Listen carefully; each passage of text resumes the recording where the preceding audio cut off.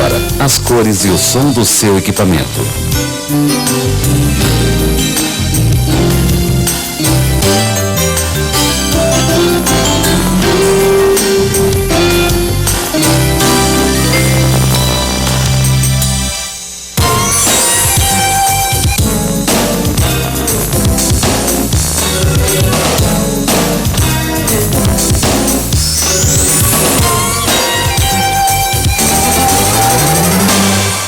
Me acorde quando chegar lá.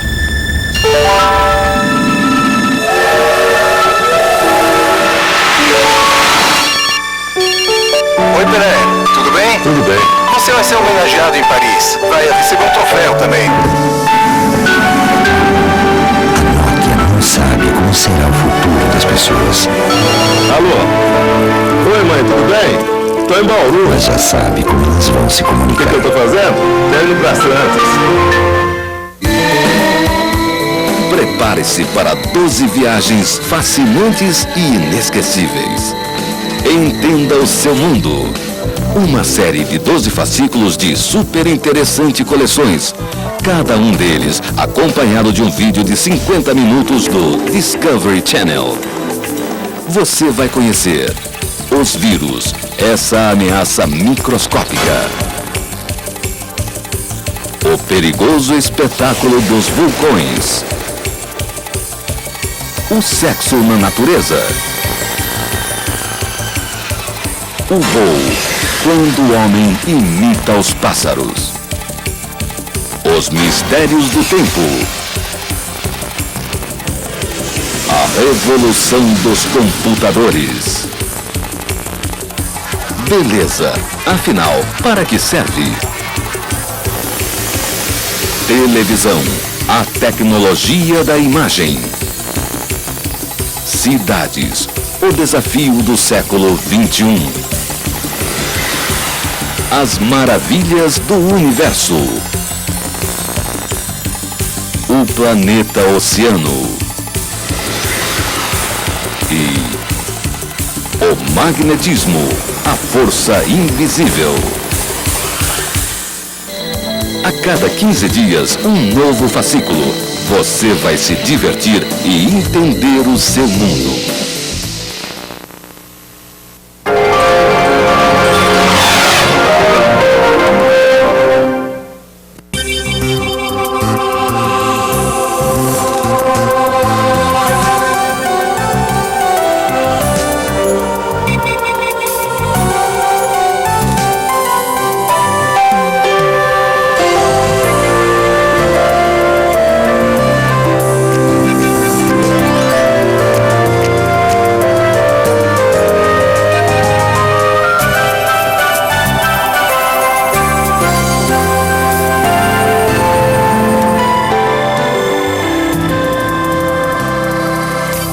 Entendendo o universo.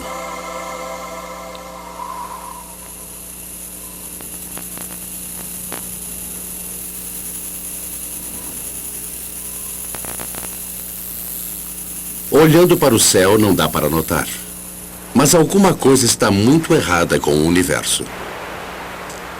Os astrônomos já suspeitavam disso há algum tempo. Agora eles têm certeza. Primeiro, o universo pode ser bilhões de anos mais jovem do que deveria ser. Segundo, parte do cosmos se perdeu, uma grande parte.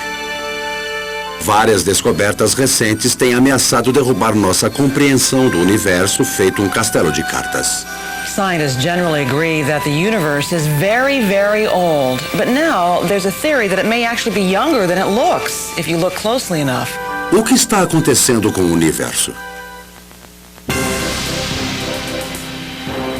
Os astrônomos têm descoberto, calculado e falado de fenômenos esquisitos, espantosos. Sussurros vindos do espaço, restos do momento da criação. Estrelas negras, estrelas canibais. As estrelas se juntam em galáxias que, por sua vez, se aglomeram em estruturas maiores e mais estranhas. Só recentemente começamos a entender o tamanho disso tudo. Descobrimos coisas tão pequenas. At a 10 millionth of a trillionth of a trillionth of a trillionth of a second. It's the earliest time we can really talk about. E dimensões tão vastas That's expanded by a fraction of a million times a trillion times a que os trillion. pesquisadores precisam de um jeito especial A billion times a trillion degrees. para traduzir as incríveis distâncias e tamanhos envolvidos na compreensão do universo. Imagine que tudo começa na cidade de Peoria. Peoria is the center of the universe. Bem, não exatamente o centro, mas o diretor do planetário construiu um modelo em escala do sistema solar dentro e em volta dessa cidade no interior dos Estados Unidos, em Illinois. How's it going, Dave? Morning, Joe. Morning. A little bit to the left. I think you missed a spot. Uma mancha no Sol, viu? You got it. O Sol nesse modelo tem 11 metros de altura. Mercúrio fica perto do Sol, é claro. Logo virando a esquina na papelaria. Nessa escala, a Terra está 6 quarteirões adiante, neste posto de gasolina. A Terra permanece aberta 24 horas por dia. E Marte está 7 quarteirões além da Terra, na emissora de televisão. Marte tem vida, ou, pelo menos, repórteres. Plutão é menor que uma bola de golfe e fica a 64 quilômetros de distância da cidade. Se você pensa que a zona rural de Illinois é vazia, experimente o universo. Os 64 quilômetros até Plutão, na escala de Peoria, representam 5 bilhões e meio de quilômetros. Na mesma escala, a estrela mais perto de nós, a próxima Centauri, estaria tão longe de Peoria quanto a Lua. Isso não está ajudando muito, está? Tudo bem, esqueça Peoria. Nosso Sol brilha porque está perto, a apenas 150 milhões de quilômetros da Terra. As estrelas são sóis muito afastados de nós. A mais próxima está a 40 trilhões de quilômetros, tão longe que a luz, a coisa mais veloz de todo o universo, leva 4 anos e 4 meses para chegar de próxima Centauri até aqui. Ou seja, a estrela está a 4,3 anos-luz de distância. Nosso Sol é apenas uma dentre bilhões de estrelas da galáxia que chamamos de Via Láctea. Qual o diâmetro da nossa galáxia? Muito grande mesmo, 100 mil anos-luz. E a Via Láctea é apenas uma de cerca de 50 bilhões de galáxias. É preciso percorrer 1 milhão de anos-luz até as galáxias mais próximas e dezenas de centenas de milhões de anos-luz só para atravessar nossa vizinhança. Um homem que olha para o universo é 1 bilhão de vezes menor que uma formiga encarando um arranha-céu. Então, o que fazemos é trazer as luzes do céu para a Terra. Nós nomeamos as estrelas como fazemos com nossos cães e cavalos. Este agrupamento de estrelas no céu do hemisfério sul chama-se Órion. Os pastores de Creta acharam que elas se pareciam com um caçador carregando um bastão e um escudo recoberto de pele de leão. Os pastores cretenses tinham uma boa dose de imaginação. Como foi que adquirimos o conhecimento que temos hoje sobre o universo? Bem, já faz muito tempo que tentamos entendê-lo. A impressionante grandeza revelada a cada noite tem, ao longo dos tempos, despertado nosso espanto e reverência. Astrônomos pré-históricos construíram monumentos para marcar o ponto em que o Sol nasce e se põe. Por volta do ano 300 a.C., Aristóteles ensinava que a Terra era cercada de globos transparentes nos quais estavam encaixados o Sol, a Lua, os planetas e, mais além, outra esfera pontilhada de pequenas estrelas. Bem mais tarde, no século XVI, a maioria ainda acreditava que a Terra era o centro do universo. Poucos, como Copérnico, pensavam que a Terra girava em torno do Sol. Então, em 1608, um italiano chamado Galileu ouviu dizer que se podia fazer uma luneta com 2 lentes e um tubo. Construiu uma e apontou-a para o alto. It was not until Galileo perfected the telescope around 1610 and pointed it at the Milky Way, that he was able to say that the Milky Way was just millions of stars. And if you take a pair of binoculars on a clear night and look at the Milky Way, you'll just see that it's nothing but stars and clusters of stars. O telescópio de Galileu ampliava as imagens tanto quanto um par de binóculos, mas era o suficiente para ele notar que Vênus tinha fases como a Lua, que o Sol tinha manchas e a Lua montanhas. Viu também que Júpiter possuía 4 luas. As esferas cristalinas perfeitas de Aristóteles se quebraram e o universo deixou de ser simples. Havia outras coisas estranhas lá fora. Lembra-se de Órion? Bem, logo abaixo da espada havia uma estrela que nem mesmo os mais potentes telescópios jamais conseguiam colocar em foco. O objeto passou a se chamar nebulosa, e ao longo do tempo, os astrônomos foram achando muitas dessas bolas felpudas no céu. Avancemos alguns séculos.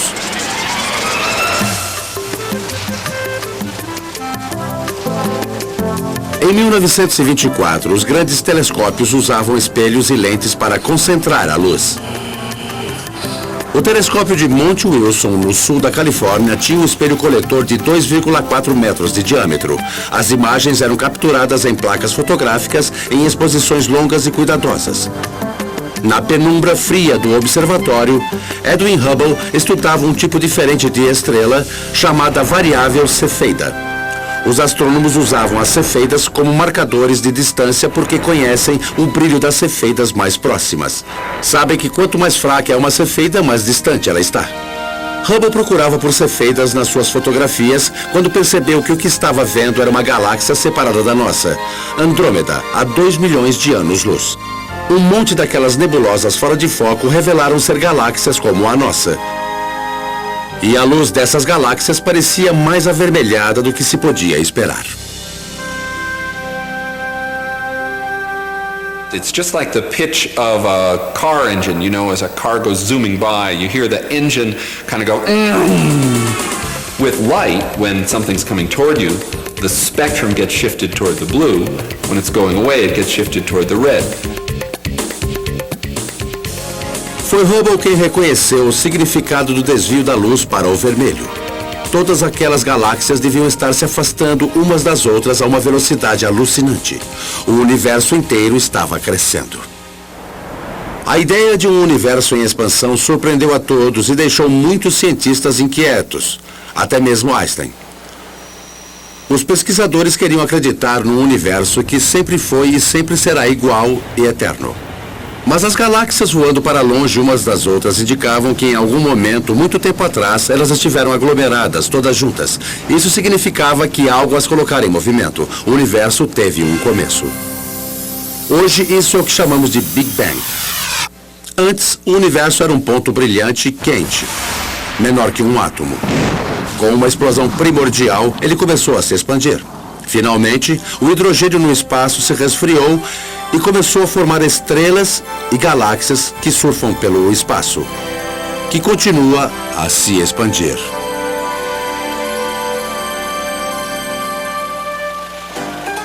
Agora podemos calcular a idade do universo. É o tipo de conta que você faz numa viagem de carro. Se sua velocidade é de 48 km por hora e se você percorreu 96 km, você sabe que viajou 2 horas. O desvio para o vermelho nos revela a velocidade das estrelas e as cefeidas nos dizem o quanto já viajamos. Quando os astrônomos fizeram a conta, descobriram que o Big Bang aconteceu há 15 ou 20 bilhões de anos. Há muito tempo e muito longe. E daí? Well, we're answering one of the most fundamental questions that human beings can pose, and that is, how old is the universe that we live in? How did it begin? And what's its evolution? Those are major questions. Those are major philosophical questions, questions that religions have touched on, philosophy has touched on, physics is touching on, mathematics is touching on. And the people who are eventually going to come up with what is going to be accepted to be the right answer will make history of a kind. They will have contributed significantly to human knowledge. That, I think, is why it's such an important set of questions. Nessa época da virada do milênio, temos a sensação de que a resposta a essas questões estão na ponta da língua.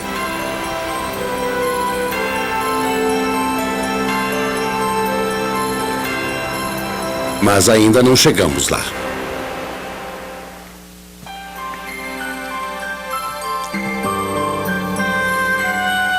Os observadores de estrelas partem para as montanhas. O Monte Mauna Kea, no Havaí. Os Andes chilenos. O Monte Hopkins, no Arizona. Robert Kirshner trabalha a 2.600 metros de altitude à caça de estrelas que estão morrendo. I really like coming to the mountain. I like getting away from all the 100 distractions that you have when you're busy and, people are coming in to see you about all kinds of things, and the makeup exam and all that kind of stuff. And to just concentrate for a couple of days only on the scientific investigation, only on what you're trying to do, it's very, very good. A poluição luminosa tem afugentado os astrônomos das cidades para vigílias em locais remotos. Kirshner está à caça do clarão súbito que indica que uma estrela explodiu como supernova, ou sua prima menor, uma nova. The kinds of things I'm working on, these supernovae, which are events that come and go, if you don't get it this year or this month, that one is gone. You just lose the chance.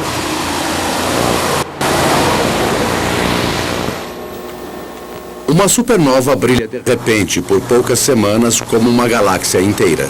Se Kirshner e seus colegas conseguirem calibrar essas lâmpadas de flash, as supernovas podem provar ser melhores do que as cefeidas para medir distâncias. The game now for the supernovae, I think, is to find distant ones and to see if they really are the same as the nearby ones. Then we'll have a reliable tool to map out large-scale structure in the universe, and the supernovae, the Type 1 supernovae, look to me like a really good candidate for that. É fácil achar um lugar onde um dia esteve uma supernova. O espaço está cheio de nuvens de gás e poeira, marcando locais onde estrelas explodiram. Mas supernovas são raras. Uma galáxia com 100 milhões de estrelas tem apenas uma dessas explosões estelares a cada século. Kirshner observa e espera. Well, the heroic age of observing has really passed. It used to be that you would be outside the whole night long, instead of sitting in a control room where a television brings the signal in and you're operating on a computer keyboard. 24, okay, get the CCD in the right mode. It's hard staying up all night. Is good.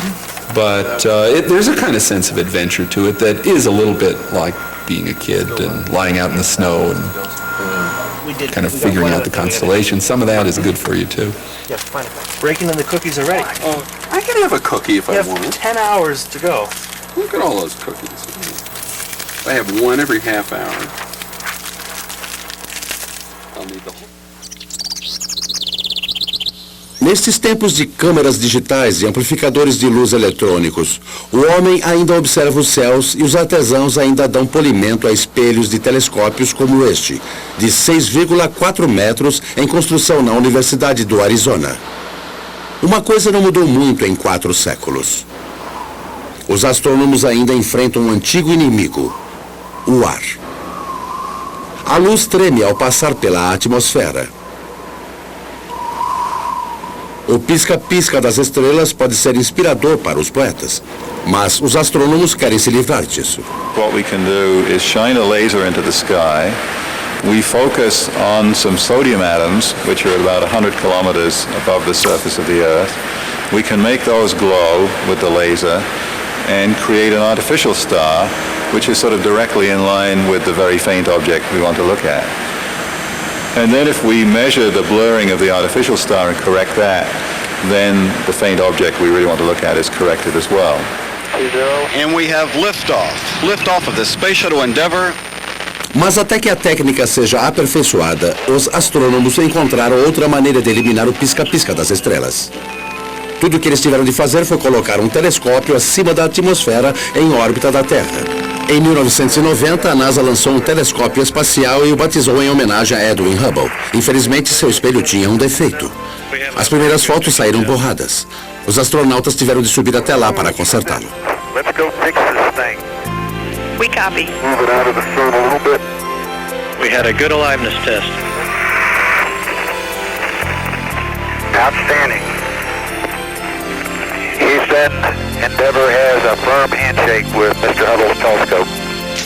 We copy that, Cody, and there are miles galore down here. It could be real exciting for the astronomical community, I guess, and for the whole world to see what Hubble really can do with a good set of eyeballs. As fotos fora de foco deram espaço a imagens espetaculares de nuvens de poeira interestelar e de grandes galáxias. Em apenas um pedacinho do céu, um ponto que poderia ser encoberto por um grão de areia que você segurasse com o braço estendido, os astrônomos acharam 2.000 galáxias. Eles começaram a enxergar melhor do que nunca. So one way of looking at it is if there was a firefly in Tokyo, and here we are in Washington looking at it, we could tell if there was another firefly 10 feet away, we'd actually be able to distinguish them. Em 1994, no Instituto de Ciência do Telescópio Espacial em Baltimore, a astrônoma Wendy Friedman usava a nova visão aguçada do Hubble para observar os céus. E acabou dando início à controvérsia cosmológica da década. Yeah, I just wanted to ask you not to break out any observations until I give you a clear. So when were these images taken? Como Edwin Hubble, ela e sua equipe observavam aquelas estrelas que marcam distâncias. Cosmic rays aren't nearly as apparent. For our work, we need a telescope out in space because what we're after is a certain kind of star. It's called a Cepheid. And we have to be able to detect that kind of star against the background of a galaxy. And the Earth's atmosphere smears and blurs our view, and we can't detect those stars. Friedman conseguiu as melhores leituras de cefeidas numa galáxia vizinha e mediu sua distância. Usando o desvio para o vermelho, ela calculou uma nova idade para o universo. Our preliminary measurements indicate that the age of the universe is somewhere in the range from 8 to 12 billion years. And that immediately brings about a conflict with other ages that have been measured. Temos um problema. O universo dela é mais jovem do que algumas estrelas, e o cálculo da idade das estrelas é muito preciso. Os cientistas conseguem ler as mudanças químicas de um astro como se fosse um relógio. When we look at a cluster of stars, hundreds or thousands, it doesn't really matter. What we have to do is go in and measure the brightness of the brightest star that's left in the cluster, that's still burning hydrogen in its core. And that star is the minute hand on the clock, because that's the star that is closest to burning out its hydrogen, closest to ending its life, and that's a direct measure of the age of the cluster. Infelizmente, o relógio estelar marca 6 bilhões de anos a mais que a idade do universo calculada por Friedman.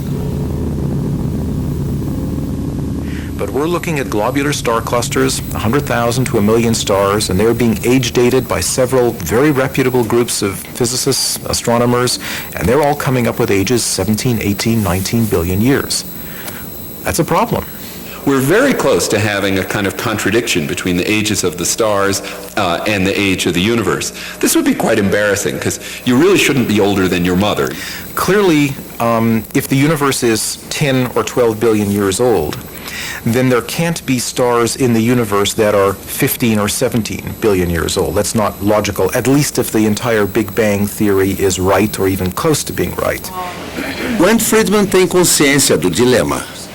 Ela sabe que, como muitos outros quebra-cabeças do universo, esse também ficará sem solução por algum tempo. I think anytime you get a new tool, you get data that are better quality than were possible to obtain in the past. Yeah. You learn new things with it, and yes, sometimes leads to confusion because there aren't answers for all of the questions that are being raised. But it's a healthy aspect of science and how science proceeds.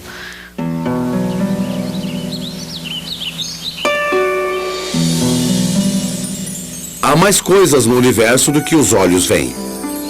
Nós enxergamos apenas uma pequena parte de tudo o que acontece lá. O que chamamos de luz visível, o arco-íris do vermelho ao violeta, é uma pequena fatia de um espectro muito maior. Há outras maneiras de se ver. Com a tecnologia certa, pode-se olhar para o céu em todas elas, dos raios-x aos raios infravermelhos e às ondas de rádio. Nas últimas décadas, novos instrumentos revelaram um universo até então desconhecido.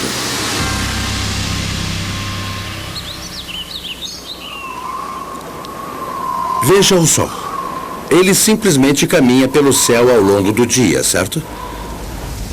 Mas, usando os raios-x, os astrônomos podem ver que o Sol é um lugar muito movimentado. Fotos feitas por detectores de raio-x mostram que existe um caldeirão de reações nucleares no seu interior. Com filmes sensíveis ao ultravioleta, vemos grandes línguas de gases superaquecidos se erguendo da superfície. Nossa estrela bem comportada e amigável é uma explosão termonuclear contínua. It's a high-energy astronomy where you really see that the universe is a violent place. It's not just made up of these good citizen stars that sit quietly fusing their hydrogen into helium. A NASA está fazendo observações em infravermelho. O infravermelho é absorvido pela umidade da atmosfera. Por isso, os telescópios são montados em aviões que os levam para além das nuvens.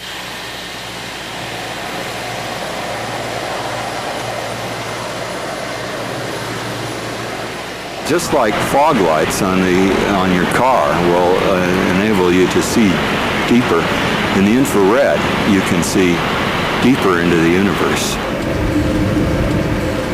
We warm human bodies shine in the infrared. Anything at my temperature in the universe is emitting planets, comets, other bodies.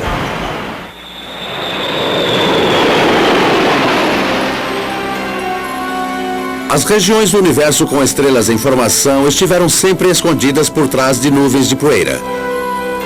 Até que a astronomia em infravermelho nos abriu o caminho. Hoje vemos nuvens de hidrogênio gasoso frio se condensando e começando a se acender como estrelas. O céu em infravermelho é um lugar estranho e maravilhoso.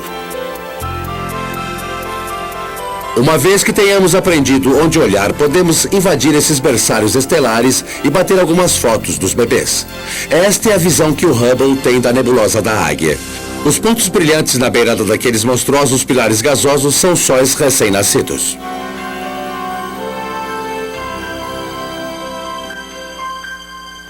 Os cientistas devem muito de sua compreensão do universo não somente às fotografias espetaculares, mas também à estática do rádio, um sussurro que vem do céu. If you're listening to the universe with a radio telescope, it would mainly be a hissing sound.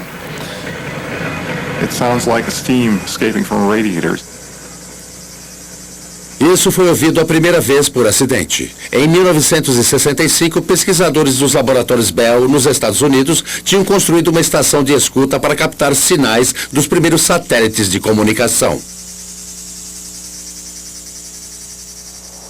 E foram perturbados por um assovio de frequência ultrabaixa que vinha de todos os lados do espaço. O que eles estavam captando era a energia do grande clarão que deu origem ao universo.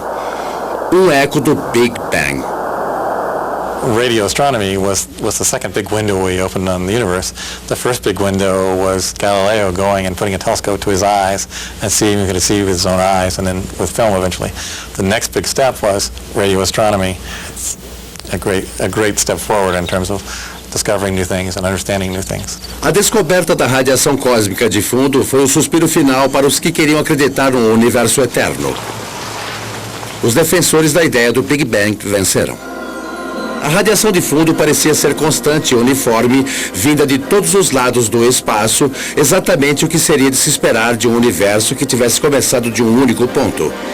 Mas então, por que as estrelas não estão espalhadas de maneira uniforme pelo espaço? As galáxias deviam estar se afastando à medida que o universo se expande, cada uma delas se afastando das demais exatamente como uvas passas numa massa de pão em crescimento. Astronomers had thought that the universe was sort of expanding uniformly and the galaxies were just going along, and that the only motion we should see is the Earth going around the sun and the sun going around the galaxy. But in fact, what we saw was that the largest motion of all was the galaxy itself moving.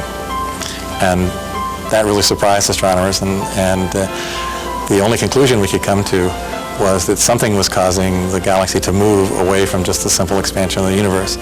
And after thinking about it for a while, a conclusion was that there must be a large group of galaxies near us. Quando os astrônomos marcam a posição das galáxias em seus computadores, encontram cordões, aglomerados e paredes feitas delas. Como pode ser se os radiotelescópios diziam que a energia do Big Bang estava espalhada uniformemente pelo espaço? There had to be some seeds at the beginning. There had to be some small lumps in the early universe that are going to grow to create the structure. Assim, Smoot saiu à cata de irregularidades na radiação de fundo para mostrar que a explosão do Big Bang foi desuniforme. Em 1989, um pacote de instrumentos subiu a bordo de um satélite. O explorador da radiação de fundo, ou COB. O COB encontrou variações sutis na energia deixada no momento da criação. Anunciada em 1992, essa foi considerada uma das mais importantes descobertas do século. O universo passou a fazer sentido de novo. Mais tarde, Smoot disse aos jornais que essas rugas na radiação de fundo eram as maiores e mais antigas estruturas jamais vistas. Ele disse aos repórteres que vê-las era como ver Deus. And that's the one that the press grabbed on because that's the one people could relate to. And that got spread all over and got much more attention, including people from philosophy and religion coming in and asking questions. Mas apesar de os pesquisadores poderem finalmente explicar por que existiam estrelas, galáxias e coleções de galáxias, isso ainda não resolvia o outro grande problema. É mais ou menos como o antigo poema infantil. Outro dia, no alto da escada, encontrei um homem que não estava lá. Ele não estava lá de novo hoje. Ah, como eu gostaria que ele ficasse longe. The problem is that we know that at least 90% of the universe is something we don't know what it is. No final dos anos 70, a astrônoma Vera Rubin e sua equipe notaram algo estranho nas bordas das galáxias em espiral, semelhantes à nossa. Como destroços que caem num redemoinho, as estrelas na beira das galáxias deveriam estar se movendo mais lentamente do que as estrelas do centro. Mas o que Rubin viu parecia desafiar as leis da física. As estrelas de fora estavam se movendo tão rápido quanto as mais centrais. We live, sort of 2/3 of the way, we being the Earth, about 2/3 of the way out from the center of our galaxy, and we're orbiting at 500,000 miles an hour. That's pretty fast. Mais rápido do que deveria ser. Tais velocidades só poderiam ser causadas por um grande puxão gravitacional, o que exige mais matéria do que jamais se detectou lá fora. Muito mais. It was a shock to learn that when we were studying the universe, we really weren't studying the universe. We were studying just the 5 or 10% of it that was luminous. So it's like, trying to study the Earth and just looking at Pennsylvania. Todas as coisas observadas no universo, os planetas, as estrelas, as galáxias, os aglomerados de galáxias, constituem apenas 10% do universo, talvez menos. As primeiras tentativas de rastrear a matéria perdida falharam. Esses 90% de matéria invisível são chamados de matéria escura. Mas ninguém sabe do que se trata. Talvez estrelas mortas, escuras, ou algum tipo de sujeira cósmica, ou ainda uma porção de coisas extremamente pequenas enchendo o espaço.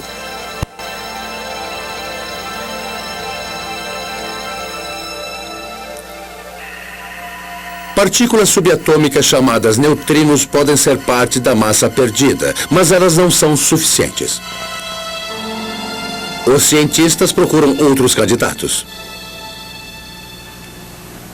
Daniel Snowden-Ift diz que a matéria escura pode ser feita de algo que os físicos apelidaram de WIMPs. abreviatura de partículas massivas de fraca interação em inglês. Se elas existem, são menores do que um átomo. A única maneira de detectá-las seria procurando por seu rastro. It's kind of like a ghost particle. It passes through matter without ever interacting with it, or I should say, hardly ever interacting with it. Every once in a while, a WIMP will come in and bump an atom out of wherever it's sitting, and that's the only indication that we would have that WIMPs exist.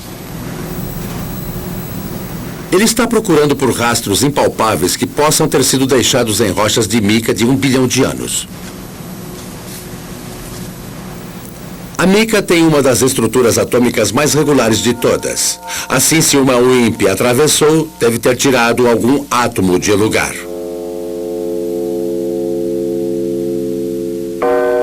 What we're looking for is the WIMP to come in, bump one of the atoms in the mica, and that recoiling atom then produces a chemical change within the mica.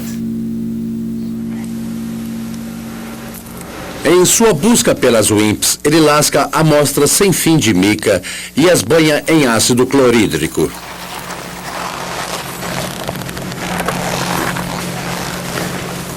It's a little bit like developing a photograph. A mica gravada vai para um supermicroscópio que amplia a imagem 50 milhões de vezes. A mica pode ser o lugar perfeito para se encontrar as pistas da matéria perdida. Infelizmente, até hoje, Daniel Snowden Ift não topou com nenhuma WIMP. Pesquisadores surpreenderam os astrônomos em 1996 ao anunciar que tinham achado a matéria escura, ou pelo menos parte dela. Eles tinham captado ondulações no brilho de algumas estrelas causadas por outras estrelas anãs apagadas demais para serem vistas. Uma auréola desses objetos em torno das galáxias poderia constituir a parte que falta do universo. Os astrônomos chamaram essas estrelas pequenas e densas de machos, abreviatura em inglês de objetos massivos e compactos do halo. A pesquisa para confirmar a misteriosa fonte da força de gravidade continua. I would like to think that in 10 years we know what the dark matter is, but I wouldn't bet very much money on it. But advances usually come in very surprising ways.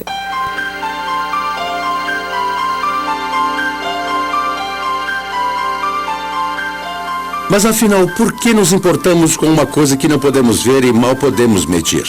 Porque isso pode nos revelar como o universo vai terminar. A matéria provoca a gravidade, e a gravidade é a única coisa que pode funcionar como um freio para a expansão que começou com o Big Bang. Se não existir matéria escura suficiente, o universo pode continuar se expandindo e resfriando até terminar. Não numa explosão, mas num calafrio. Se houver matéria escura suficiente, a expansão chegará a um ponto máximo e se inverterá, atraindo tudo de volta de novo, até que o Big Bang termine num grande esmagamento. E depois, quem sabe, um novo Big Bang comece tudo de novo.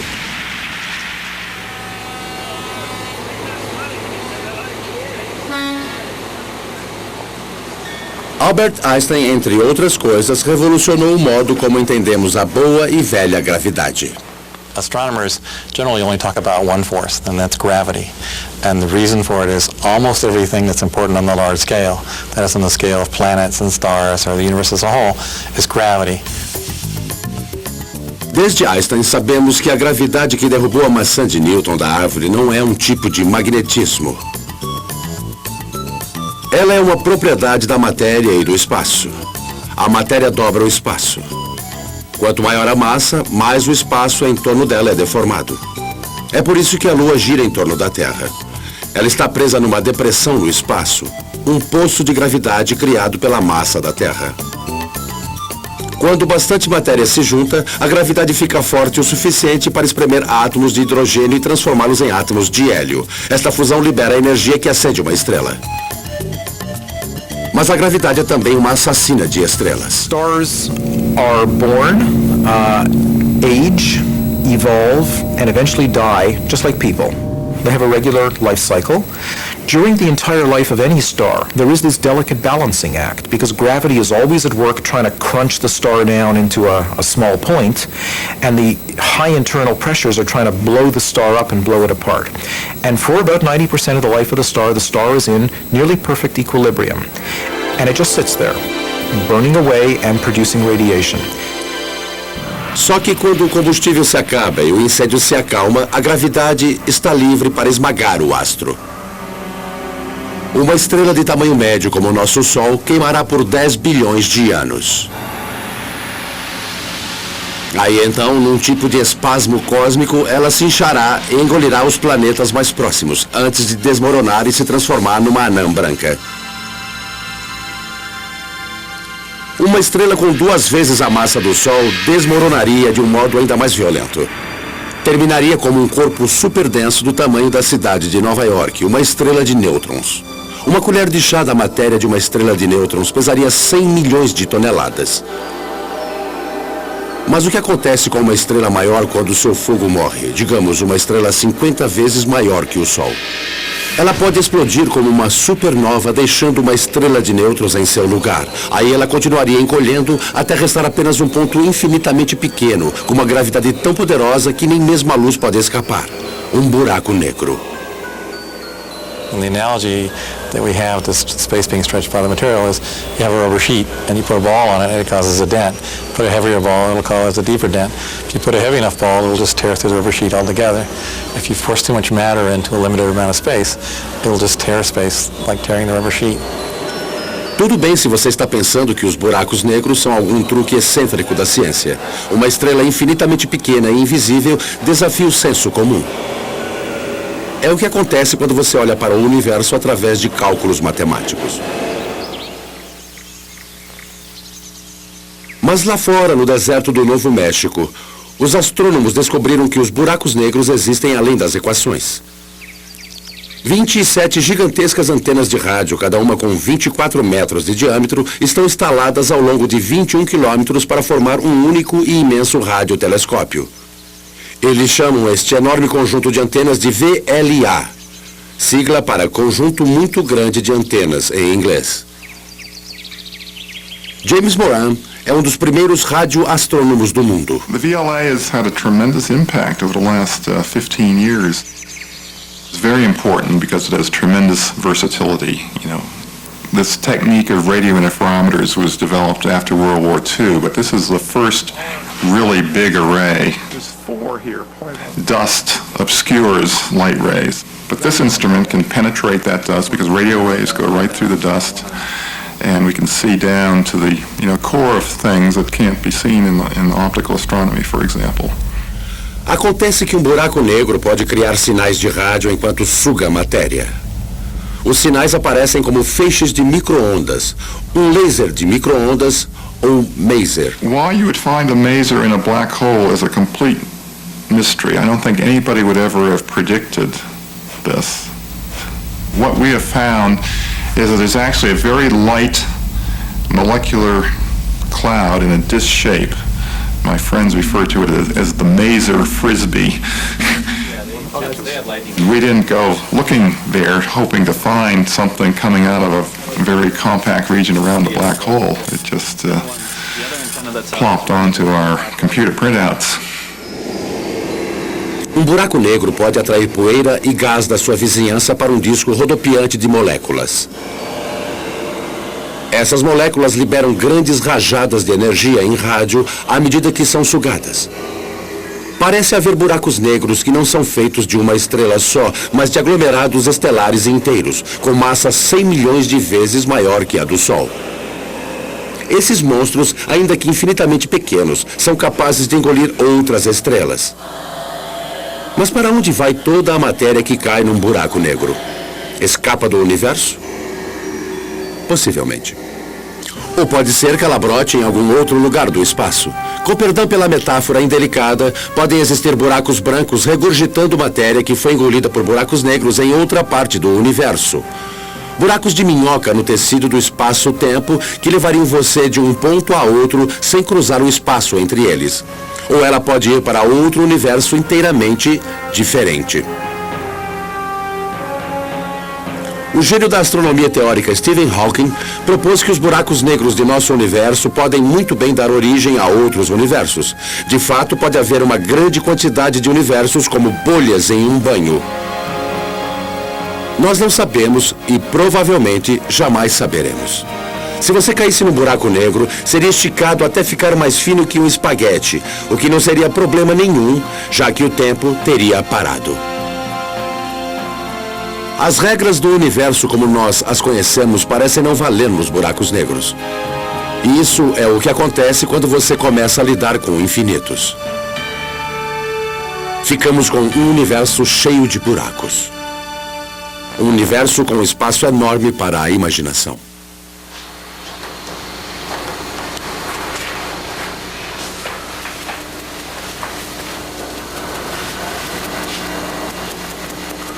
Dos estúdios da Paramount Pictures, um dos maiores sucessos da história da televisão, a quarta série de Jornada nas Estrelas. Anyone not ready? Roll, please. Action! I want a full systems report. And Mr. Kim, Mr. Tuvok, I want every iota of information that was recorded regarding this phenomenon. Let's see what you have, Mr. Kim. There. It's registering only on subspace bands. We don't even have it on long-range sensors yet. Verteron emanations. Tunneling secondary particles. It certainly looks like a wormhole. But is it stable enough for us to enter? And if it is, where does it lead? There is, of course, a 75% chance a wormhole will not lead to the Alpha Quadrant. Great. Changing Jennifer's Change, mark. that'll be Jennifer's mark. Yes, I gave that to our change. Thank you. Great. Thanks a lot. Os astrônomos do mundo real confirmaram que existem planetas circulando outros sóis. O problema é que não podemos chegar a esses outros mundos em nenhum tempo razoável. Os físicos do século XX dizem não poder construir nada que viaje mais rápido do que a luz. Mas isso seria lento demais para uma operação do século 24 como a Jornada nas Estrelas. The dramatic need of a television series called Star Trek is that we need to travel to a different planet every week. So Gene Roddenberry said, well, okay, we're going to have something that he called warp drive, which somehow warped space and let us travel through subspace. How does this work? We don't know. But nevertheless, we see it work every week, and hopefully the audience buys it. Muitos cientistas adoram esta série e escreveram livros mostrando como a física da Jornada nas Estrelas poderia funcionar.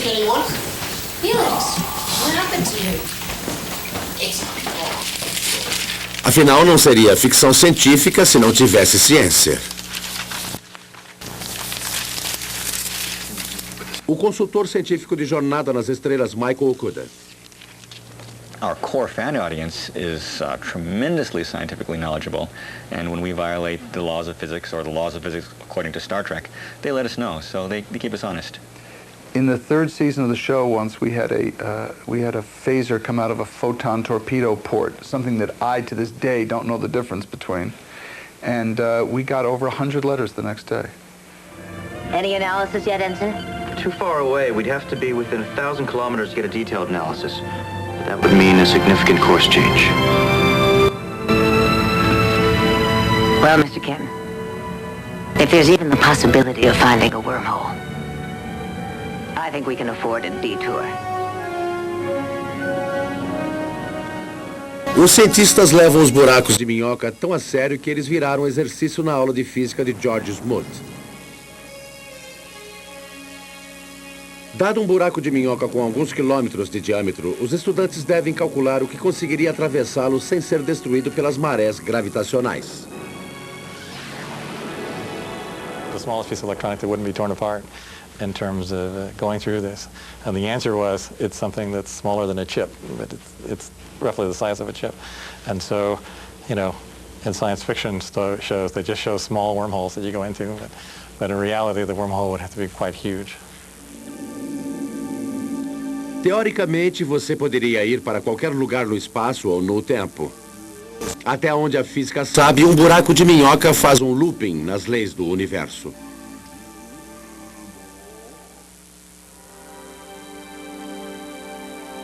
Assim, restam questões. Por que algumas estrelas parecem ser mais velhas do que o universo? Porque as galáxias se movem como se houvesse algo escuro e enorme lá fora. We're not making people live 200 years. We're not doubling the gross national product. What we are doing is enriching everybody's lives by trying to answer some of the questions that I think everybody's interested in. São algumas das questões mais antigas, perguntas das crianças. De onde nós viemos? Para onde vamos? Existem outros mundos? O que existe além do universo? O que acontecia antes que o universo existisse? O que vai acontecer depois que o universo acabar? You want to find out, well, where does science end and where does philosophy take over? And it's not clear where they do. A astronomia moderna é um assunto novo.